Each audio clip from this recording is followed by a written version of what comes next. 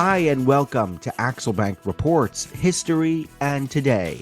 Conversations with America's top nonfiction authors and why their books matter right now. I'm Evan Axelbank, and today we are going to speak with Ronald Gruner, the author of COVID Wars, America's Struggle Over Public Health and Personal Freedom. This is his second book, and he is a tech bigwig, and he was the founder of 3 technology companies. Thanks so much for being here, Mr. Gruner. Evan, thanks for the invitation and delighted to be here. Before we start our interview, I want to invite listeners to our Patreon page to ask for your support in keeping the show going. Go to patreon.com/AxelbankHistory. We will donate part of your contributions to a charity for children's literacy. The other day, a memory came back to me of a time when I was talking to one of my bosses at the TV station I work at, and we were saying to each other, once this vaccine comes out, you and I both know that this pandemic is going to be over. Little did either of us know that not only would the pandemic rage for at least a couple more years, but vaccines themselves would become a social and political flashpoint. Were they safe? Did they work? Should you have to take one? Should you tell a store owner that you hadn't had one when you went into their store? Could you require your customers to have one before they came in? How about public school students or teachers or business employees or your bus driver?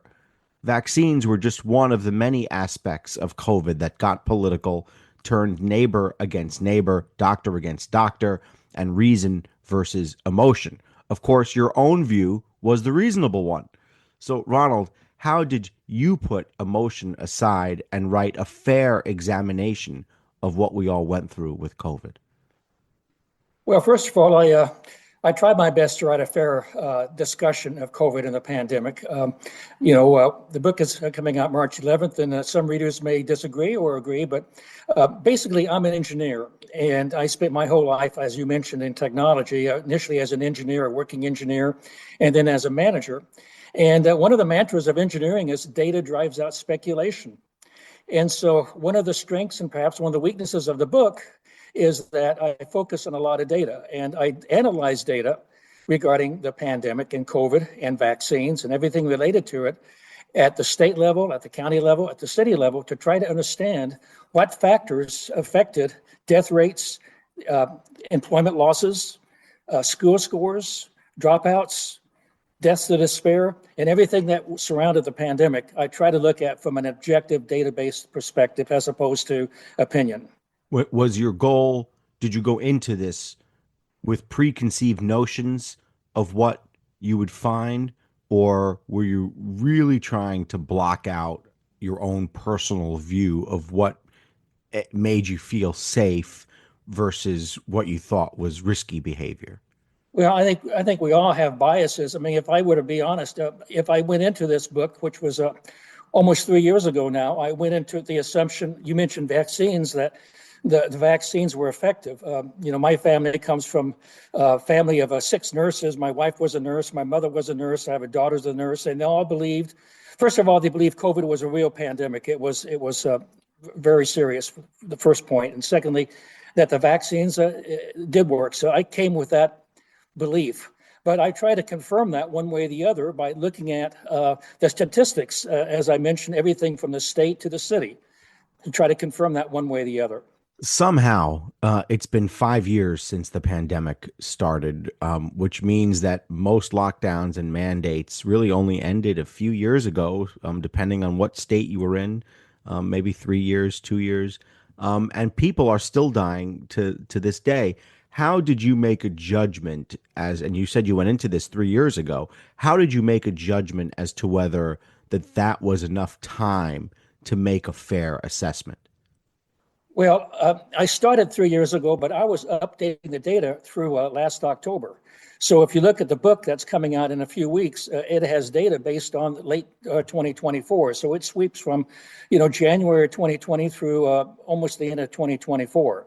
And getting access to that data, was there enough data? Was there enough access to it? There was plenty of data, primarily through the CDC, for example.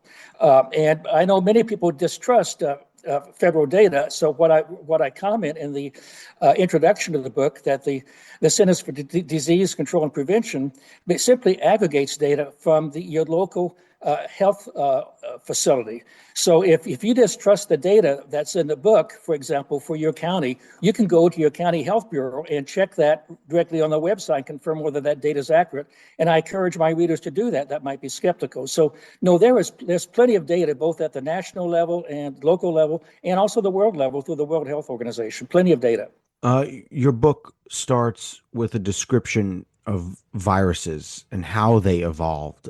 How and why is that history important to understand not only what COVID is, but how we reacted to it?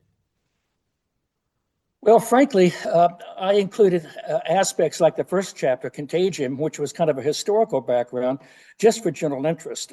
I knew I'd have a lot of data in the book, a lot of statistics, and so I wanted to keep the book interesting, so I interspersed the book throughout with anecdotes and background and history, going all the way back to the London Plague of 1665.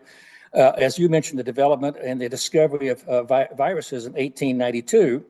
And then the discovery of the coronavirus and how they could be so deadly because they have basically these battering rams sticking out of the virus that penetrate healthy cells and then generate and replicate themselves. So that was a perspective I tried to give the reader. Did you feel confident knowing that, no offense, but you're not a doctor? Did you feel confident that you would be able to understand not only COVID, but those previous pandemics enough to be able to give the viewer more than what they had already heard about these things? Well, I tried to write up at my level, but not above it. So the descriptions I have of viruses are descriptions I think the general population can understand and appreciate and may not have understood. Like I think in just checking with my friends and what I call my beta readers that read early drafts of the book, I asked them if I knew where the idea coronavirus came from, and I would say 9 out of 10 did not. They had heard the term 100 times, but they didn't really know what it meant. And so I said, let's discuss what that actually is and where the name came from and how it affects viruses and About lethality of the viruses. about how many pandemics have there been? How many did you find through history? Well, the ones I documented were the London Plague of 1665, was a bubonic plague, and that lasted for about 18 months and killed 100,000 Londoners very quickly. Wow. Then I talk about the Russian plague of basically from 1889 to roughly 1893. That was a viral plague. And then the Spanish flu, of course, in 1918. And then I briefly talk about the Asian flu, for example, in 1957, and the swine flu, in 67. And then, of course, the pandemic. I mentioned all those. Yeah, talk if you can about the Spanish flu. That's generally considered the most recent one that at least Western democracies have explored. It's about 100 years ago. What do we know about it, and how did people react to it that maybe foreshadowed the way people reacted to coronavirus? Did this division in society develop over treatment, prevention, etc.? Well, there was a lot of analogies between the Spanish flu and the COVID pandemic, which were almost divided by 100 years. Just a small point that may interest your audience is the Spanish flu did not originate in Spain. The Spanish flu originated in Kansas, at Fort Riley, Kansas, and then immigrated to Europe during World War I through troops going into Europe and spread through Europe very, very quickly through the summer of 1918. Because all the major countries in Europe were at war, they were not communicating the deaths affected by the Spanish flu, but Spain was neutral, and so they talked about it. It became the Spanish flu.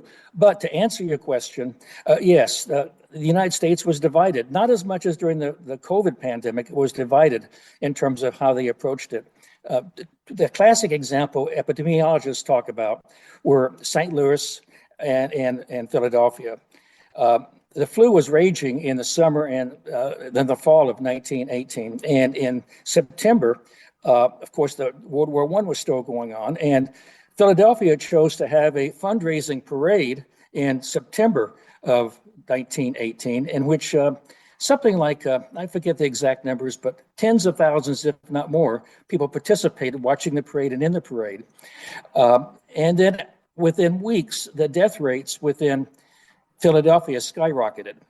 Now, around that same time, 2 months later, the war was over, and Armistice Day was celebrated on November 11th. And St. Louis chose to keep the city very closed. They basically were following the guidelines from the Surgeon General, the U.S. Surgeon General, that the Spanish flu was I forget the exact phrase, but was basically spread over the air, and people should, practice what we now call social distancing. The bottom line, Evan, is that St. Louis had a death rate during the second half of 1918, about 3 times higher than Philadelphia had a death rate 3 times higher than St. Louis did, because of the two approaches to public health. And we've seen that here in the United States. That's documented. Nobody disputed that then, and nobody disputes those numbers now. When it comes to the reaction in the medical community of the 1918 flu, what was the reaction of doctors, and did you see parallels in how seriously doctors took each situation? Well, the doctors really didn't know what they were dealing with. They didn't realize the Spanish flu was a virus. They thought it was a bacterial infection. And that was a mistake. It wasn't until 1933 that we understood what caused the Spanish flu. So they were attempting many, many different antidotes for the flu, most of which were not effective. The one that came out of that we still have today is Vicks Vapor Rub, which was actually dealt with the symptoms very, very effectively. But other factors, they were at a loss to how to treat it. They didn't have the tools. But there were even disputes about masks in those days. So many cities mandated masks. People resisted that. Gentlemen that smoked cigars would cut holes in the mask so they could smoke a cigar while they're wearing a mask, for example. So I think if you were to go back in time and to 1918, it wouldn't be too different from what we have today. Uh, uh, Believe it or not, you and I are definitely of the age where we lived through and remember George W. Bush's administration very well. Believe it or not, adult listeners, at least some adult listeners of this podcast, are not old enough to remember George W. Bush's administration. I mean, if you're born in the year 2000, you were only 8 when he left office. You probably don't have a great memory of the day by day aspects of his administration. Maybe you read about it in a textbook or other books, hopefully. But it is a foreign concept to some people, which is unbelievable to me because of course, you and I live through it every day. In the mid 2000s, he warned America to be ready for a pandemic. What was George W. Bush's warning, and why was that something that he put on his plate and said this is important? That's an interesting point, Evan. During the summer of 2005, President Bush took his normal August holiday at his ranch, and he had a reading list. And one of the books on that list was John Barry's book about the 1918 Spanish flu. And he read that book, and he was just astonished at the death rate during 1918. And having lived through 9/11 and how we were caught unawares in 9/11, and we lost 3,000 people, he realized that a flu epidemic could kill many, many times more. So he made it one of the focuses of his administration to try to help the United States prepare for a future pandemic, and was able to persuade Congress to pass a $7 billion bill to basically provide material, everything from personal protection equipment, masks and gear, for example, medical supplies, everything of that nature. In 2005, they passed that successfully. And he warned that we can't predict when another pandemic is going to come, but it's definitely going to come. And he used the analogy of a wildfire, which unfortunately is so common now. He says, if a fire starts in the forest, if you catch it while it's just beginning, you can put it out quickly.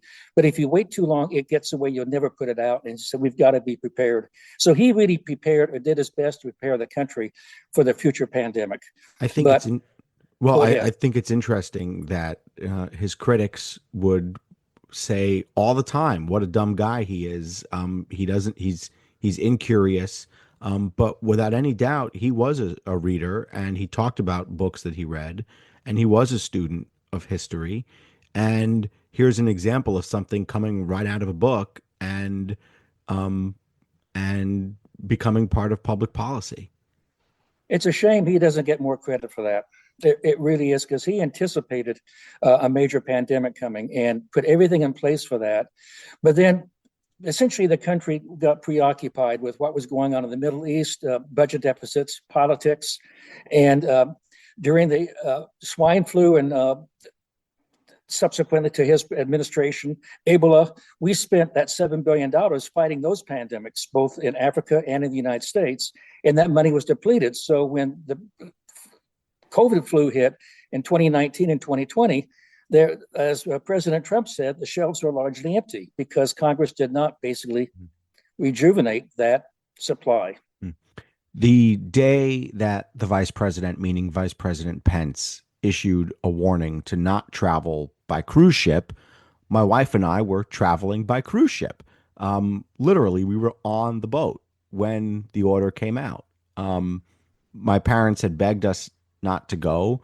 We were like, "Oh, it'll be fine. We're gonna make it. It's this. There have been a million warnings about pandemics before. Many of them fizzled out. All of them fizzled out, at least in the United States. By the middle of our trip, the NBA was canceled. The market tanked. Other things started to be canceled. We had a concert planned for that summer in Boston, and we were like, "Oh, please! Of course, that concert's going to be going on. That's months and months away." How did the government react at first? How did people react at first to this idea that there was something coming at us from China? Well, in general, I think, although there was confusion in the early months, January and February in particular, I think President Trump did a number of things that, in my opinion, were correct. He basically closed traffic into the United States from China. He closed traffic going into Europe early on. They issued, Dr. Fauci, of course, was very controversial. He said initially masks may not be required, but at some point they may be required in the future. But when President Trump declared a national emergency on March 13th, I think, in my opinion, he took all the right approaches. He said we have to be very careful, and we probably need to consider closing down schools and other community public facilities, at least for a few weeks, to basically level the curve. Because what was happening, as I think you might remember, is the hospitals were being overcome with deaths, and the morgues were filling up, and bodies were being put in freezer trucks. It was so bad. So you had to do something to level the curve. That was, I think, the appropriate response. So that had a pretty strong counter reaction within a month or so. So I would give them pretty good kudos, positive kudos, for the first 2 or 3 months. What about the way people reacted? Well, in many states, they reacted very strongly against the lockdowns, and that's understandable. Part of the reason for that, of course, is millions and millions of people were losing their jobs. 21.9 million people lost their jobs in 2020, so that generated a huge counter reaction. There were so many predictions that were just flat wrong about what was coming at us. I mean, I just mentioned my wife and I had one where we were like, "Oh, please, middle of the summer, of course we're going to that Taylor Swift concert in Boston. Of course it's not going to be canceled. It's months and months away." How did what were the early predictions about this? And were they politicians hoping for trying to wish this away, or was there data to suggest that COVID would not be a long-lasting thing? Well, the last part of your comment, I think, is very perceptive. Yes, there was a reason to believe that COVID would disappear by the summer, because if you look at many pandemics, some of major pandemics or smaller ones, they often had only one major peak, and they would peak very quickly and strongly, then die down and only have small ripples after that. The Spanish flu was a bit like that. It had a strong peak in the fall of 1918, and then a much smaller peak in 1919. And I think the feeling by many during the spring of 2020 was, yes, we're going through a very strong peak here in April and May. It's dying down now, and we're seeing the end of it. Of course, that wasn't what happened. Um, I want to go. We're going to get back to COVID in a little bit here, but I just want to ask you a little bit about yourself. You pride yourself on being data driven. How did your career as a techie lead you to write books that include charts and graphs and contain data and all the rest? You've written a book about the American presidency and now a COVID book. How did your earlier life as a tech founder um, lead you to this technique of exploring history?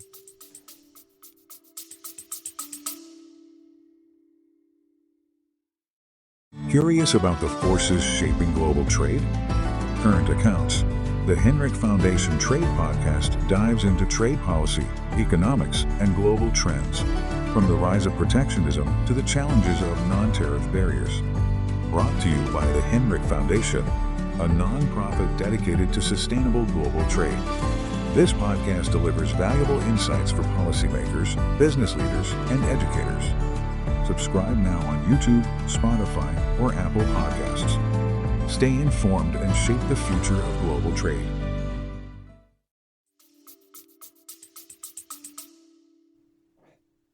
Well,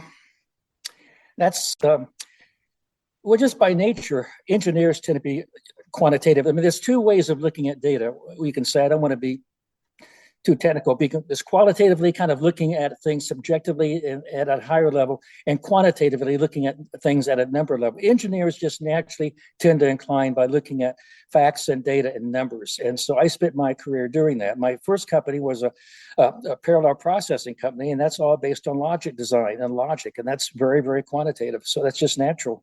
You tend to look at things from that perspective. My second company, Schroeder.com, we were the first to pioneer the dissemination of shareholder information over the internet, Schroeder.com. And so when I sold that company, we had 1,000 very large companies distributing that information. Of course, that's all data.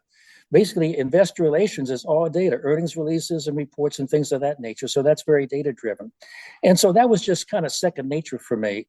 And I just felt that if I put data, like I did this in both my We the President's book and in COVID Wars, if I can express things as charts, for example, where you can see, okay, how did things change over time in a chart or in a table? I mean, that's verifiable. You can look at that and say that's either right or that's wrong by looking at the sources. And my COVID Wars book has got 450 sources. It's a book with only 265 pages in the text, but it's got over 400 sources, all of which are verifiable. So a reader that's skeptical can hopefully go into those sources, look at that and say, I trust this source or I don't, but at least form an opinion. When it comes, this might be a little bit inside baseball, but when it comes to the way you got this published and how you shopped this around, I'm curious as to why you went with an independent press here. I mean, I'm in Tampa, so here your press is in Naples, Florida. How did the journey of getting this book published come about? Well, that journey started 7 years ago because I retired in 2015. And after a couple of years, I decided I've got to find something I enjoy doing to really focus on, because I'm a lousy golf player and I got to do something different. And I had a few friends that had been published, and I contacted some consultants. The bottom line, Evan, is that, I was at the time 70, 72 years old, and they said, look, Ron, first of all, you're not going to get a publisher unless you have an agent. Point one. And two, you're not going to an agent because if you want to write about history, you don't have a history degree and you're 72 years old. And agents are looking for people they can basically build a long-term relationship with, where they'll publish 3, 4, or 5 books. And you're going to publish, if you're lucky, maybe 2 or 3. So you're not going to get an agent. You're probably not going to get published. And that's why I decided that, okay, I'll self-publish. And frankly, Libratum Press is my own vanity press, and I published several of my books and books of friends, and we have total control of that. And the good news is, well, the bad news is we don't have the credibility and the distribution of being from a New York publisher like Simon & Schuster. I mean, that immediately opens doors for you. But the good news is we have total control. We can pick the title, we pick the cover, we pick the book, we pick everything. And so that's the good news. If you're a control freak, like I tend to be, I like being independent. That's interesting. So you said independent press, but it's your press. Well, That's fascinating. Yeah. yes. Um. Uh. Uh. Uh. How much time does that take from you? I mean, if you're publishing several books, you said you're retired. How much time does it take you not just to publish your own, but to have field requests from other people? It's turned into pretty much a full-time job. It's that's He the said with a honest, shrug. yeah, that's the honest answer I have to give you. I ask myself, I got roped into this sometimes, but I have to say, Evan, I enjoy it tremendously. Did Uh, you did you always say you wanted to write a book? no, I never thought about it until I sat down and I started writing my first book. What? How did that come about? What approach did you take in the book "We the Presidents"? Well, that's an interesting point. I have very briefly. I have an interesting background. I grew up in a small town in Oklahoma called Ponca City, a very conservative area, very conservative. And I was there until I was 20 years old.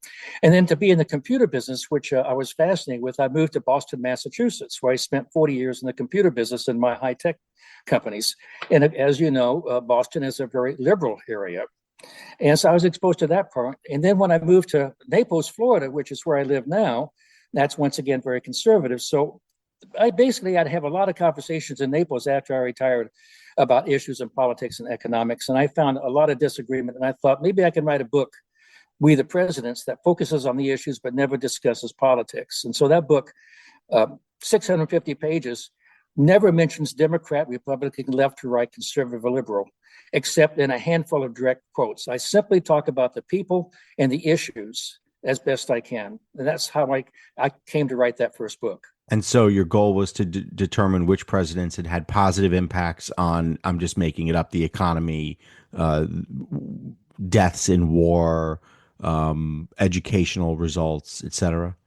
That's correct. I wasn't trying to, really categorize the presidents that way, but I was trying to basically give background. For example, there's a lot of discussion about supply side versus demand side economics, a phrase I'm sure you're familiar with that's discussed, or trickle down economics. And so I talked about how all those ideas evolved during the Coolidge administration during the 1920s under Andrew Mellon, and what the basis for that was, as an example.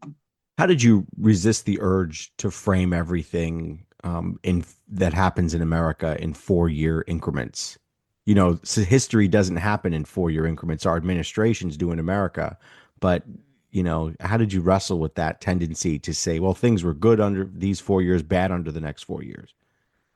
That's a good point. And frankly, I probably didn't think enough about that. I mean, it was a natural to frame it around presidents. I mean, and I picked presidents from Warren G. Harding, 1920, through Donald Trump in 2020. And that just seemed like a natural way to organize that.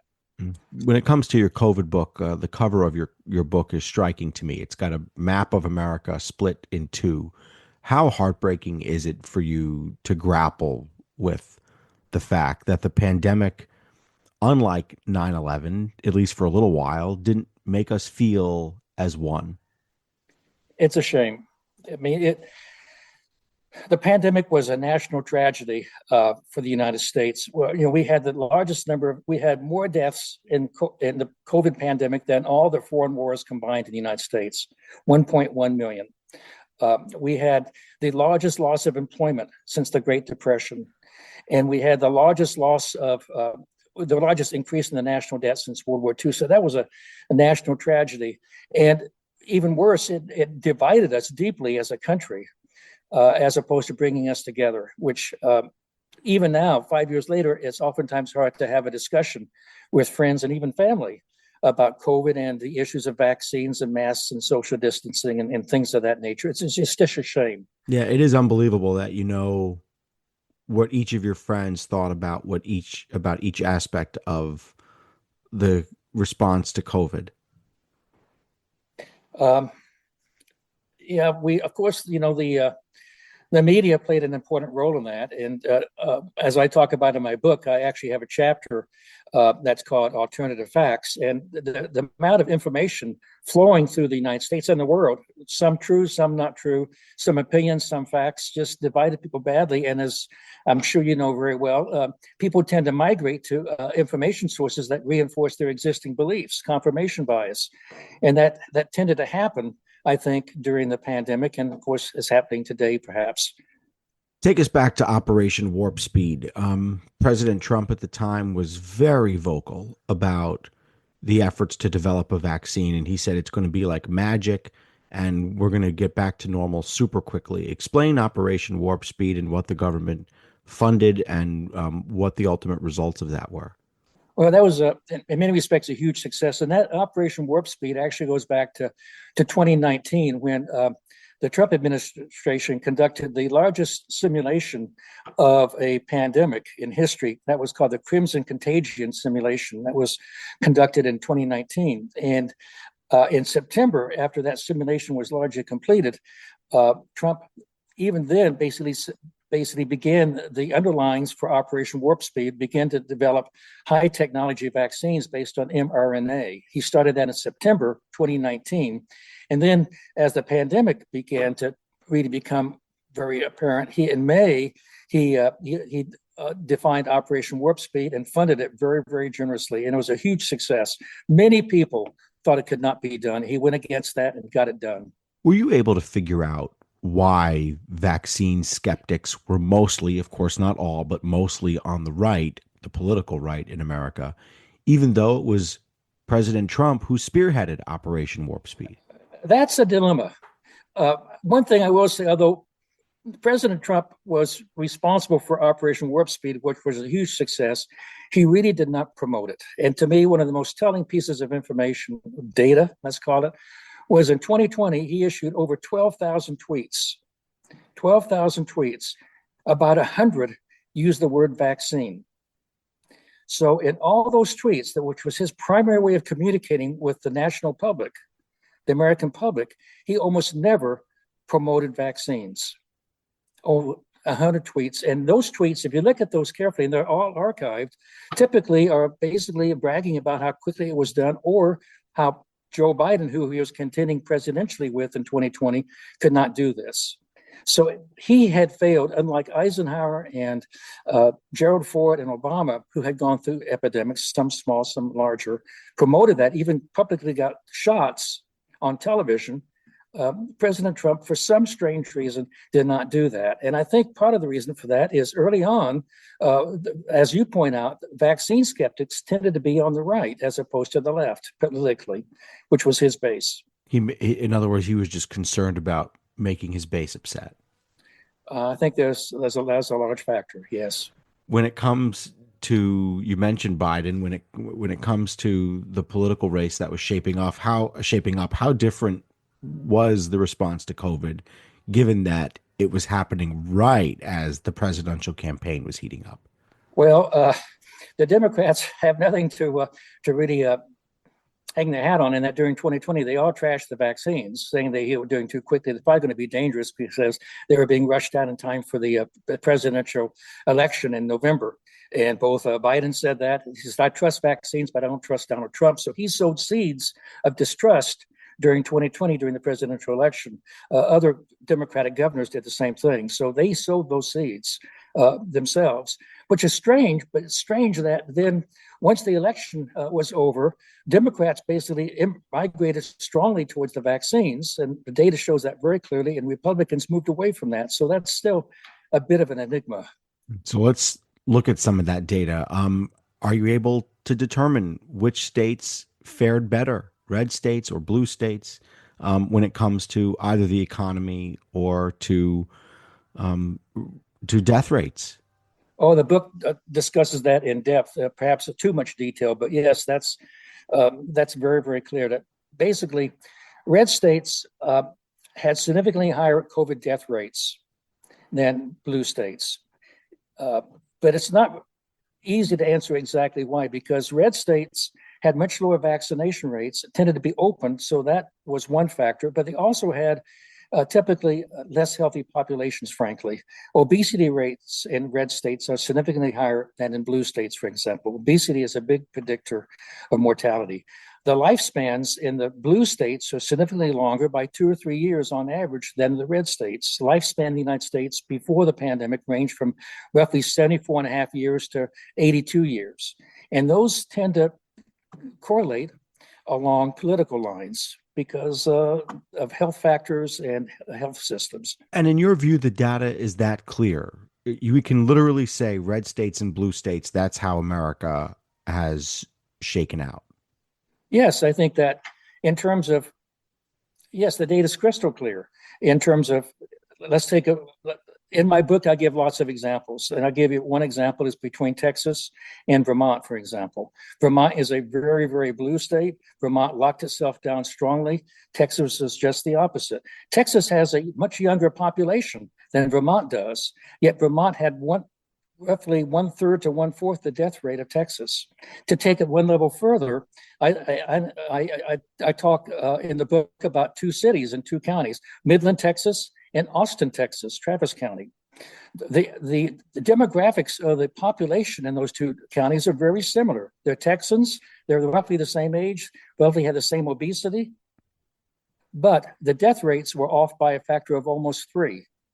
Wow. Austin, Texas, being a Democratic county, voted very strongly for Biden, strongly Democratic, strongly liberal, had roughly a half to a third the death rate of Midland, Texas, just 200 miles away.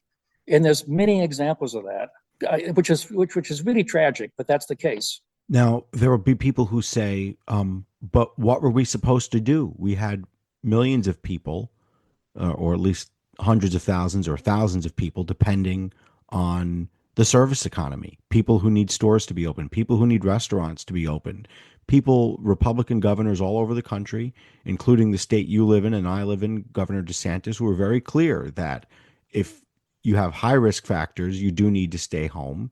But if you're not considered to be high risk, it's okay to go to a bar, to go to a restaurant, to either get a vaccine or not get a vaccine. We have an economy to run here. What happened and what does the data show about which states were resilient economically and which ones were not as resilient economically?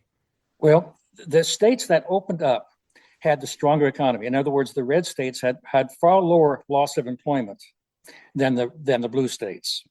That's absolutely true.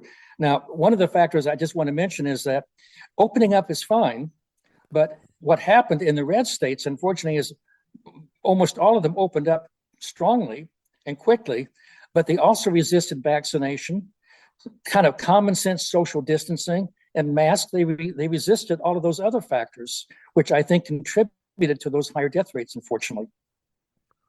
What about education? Governor DeSantis and other Republican governors frequently say that their students did not fall as far behind as students in states where there was more controversy over whether schools should be open and when they should be open.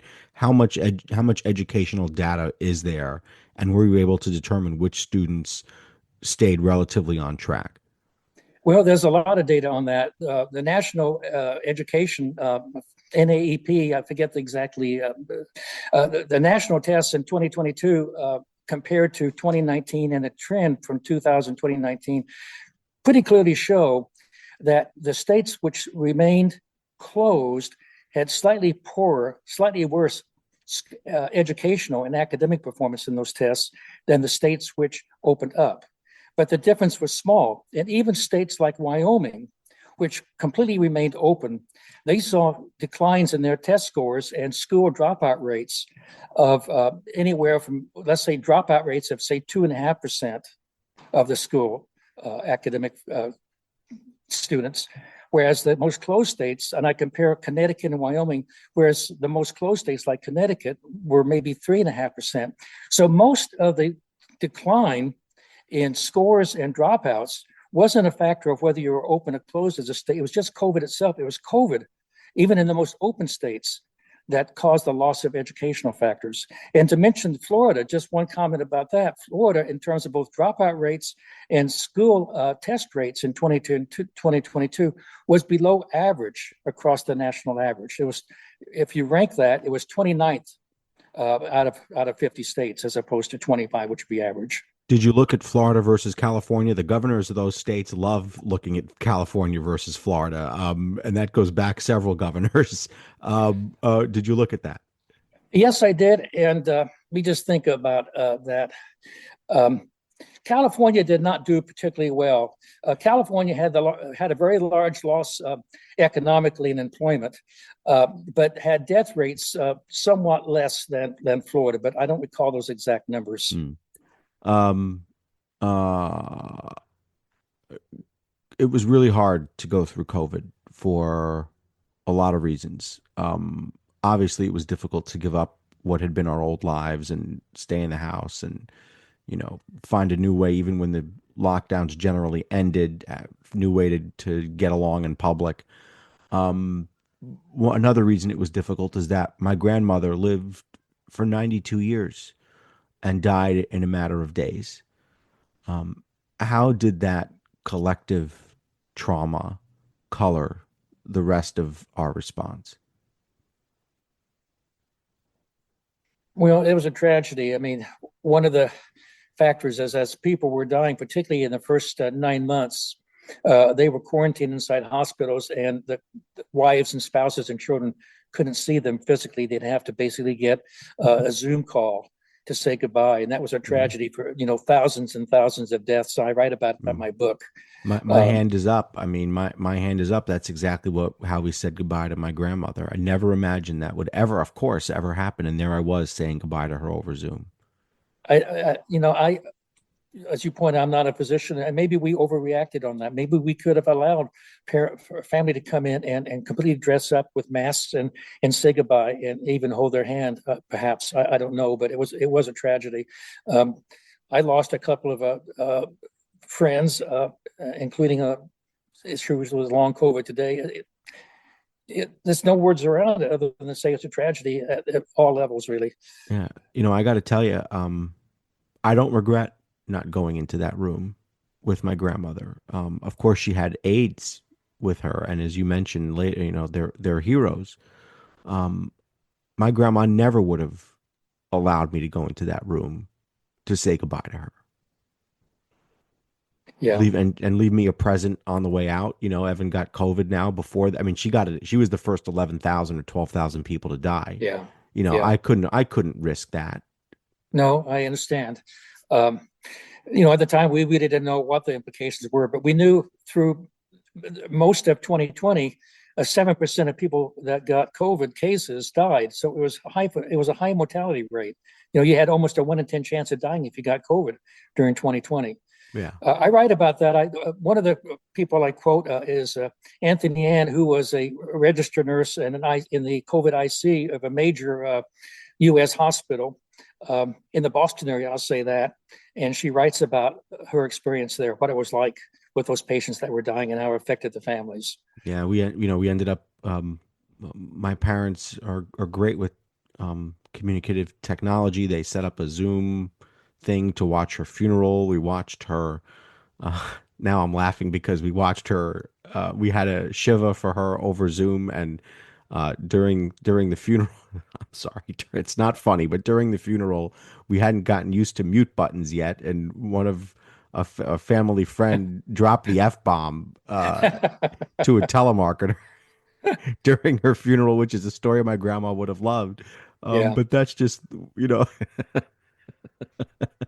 that's just what we had to learn, I guess. It was a bizarre time. It was really a bizarre time. And God hope we don't have to ever go through that again in our lifetime, my kids' or grandkids' lifetime. All right, so I do want to start wrapping things up here, but that's my next question. If a pandemic started right now, how would America react? Did we learn from what we made mistakes on, and did we learn from what we succeeded on?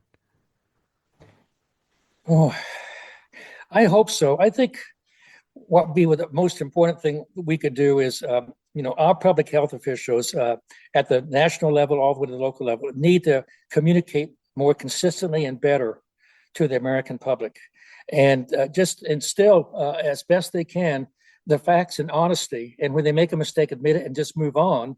But they've got to build trust, and they got to build trust early on, and that did not happen during the pandemic. That's the key. Are you concerned about the United States dropping out of the WHO? I mean, does that, not having access to that data, how important is that? I think that's a huge mistake. That's a huge mistake. I think that WHO is being taken as a scapegoat. If you look at one of the factors in my book is the United States death rate and loss of employment was the largest of the 20 largest developed countries. So we had the worst record, the United States. Other countries like Germany, for example, has a population that's 11 years older on average, median population than the United States, and they had half the death rate of the United States. So all in all, the developed countries did much better than the United States. We can learn from them as opposed to dropping out. That's a big mistake.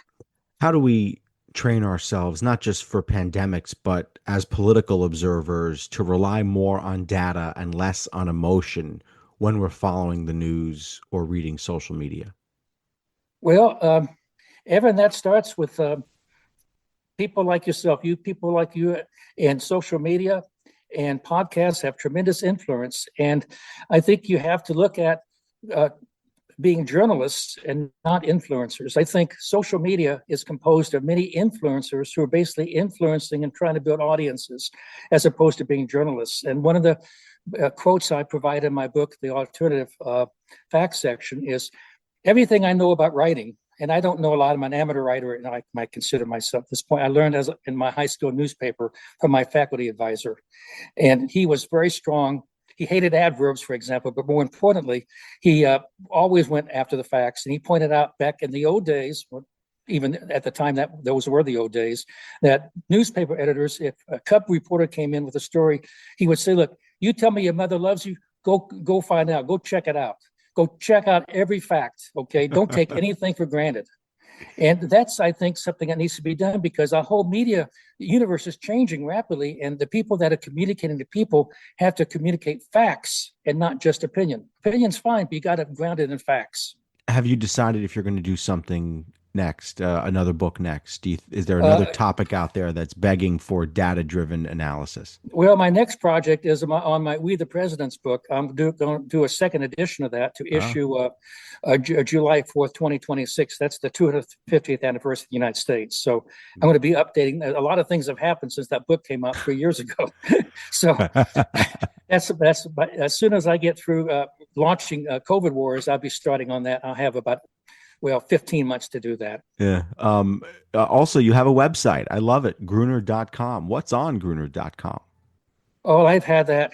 Well, back when the internet first started, to answer your question, pretty much everything. Back during the early days of the internet, before social media, they had what were called home pages. So they put up a page about themselves. And so on Gruner.com is, my family and my personal life, my kids, grandkids, my professional life, some of my writings. No offense. It was totally like a 1999 or 2001 website. It was awesome to go through. That's exactly what it is. I started it in 1998. It's just evolved for 30 years. It was so cool to go through and see and learn about Ron. You dedicated this book. This is a serious point. You dedicated this book to America's doctors, nurses, and aides who served, as you put it, selflessly during the COVID-19 pandemic. I just told you that there was an aide willing to go where I wasn't, which was in the room with my grandmother when she was dying. Why was it important for you to dedicate the book to them? My wife, as I mentioned, was a nurse. She was a nurse for 22 years at Massachusetts General Hospital, one of the top hospitals in the country, if not the world. And many of her friends were at Mass General during the COVID pandemic. And I saw what they went through, and I heard about that. And they just haven't got enough recognition for working 12-hour days because they're short-shifted, 5 days, 6 days a week. 3,600 and roughly 3,600 health professionals died in 2020. Wow. Very few people realize that. And we went in, it was like a war. As opposed to putting on uniforms, they put on their PPE outfits. I mean, literally more deaths. They're the real heroes that haven't got the recognition they deserve. Literally more deaths than happened on 9/11. That's correct. I hadn't thought of that, but that's correct. 9/11 was about 3,000. This is 3,600. Ronald Gruner, the author of COVID Wars, America's Struggle Over Public Health and Personal Freedom. Thank you so much for being with us. Thank you, Evan. Enjoy the chat. Check out the book and also his website, which is, as I just said, gruner.com. He's on the website formerly known as Twitter at Ronald Gruner. I want to invite listeners to our Patreon page to ask for your support in keeping this show going. Go to patreon.com/AxelBankHistory. We will donate part of your contributions to a charity for children's literacy. And thank you for listening to Axelbank Reports, History and Today, conversations with America's top nonfiction authors and why their books matter right now. Check us out on Facebook, Twitter, and Instagram at Axelbank History. We update those with clips from the show, guest announcements, and book recommendations. See you next time. Thanks.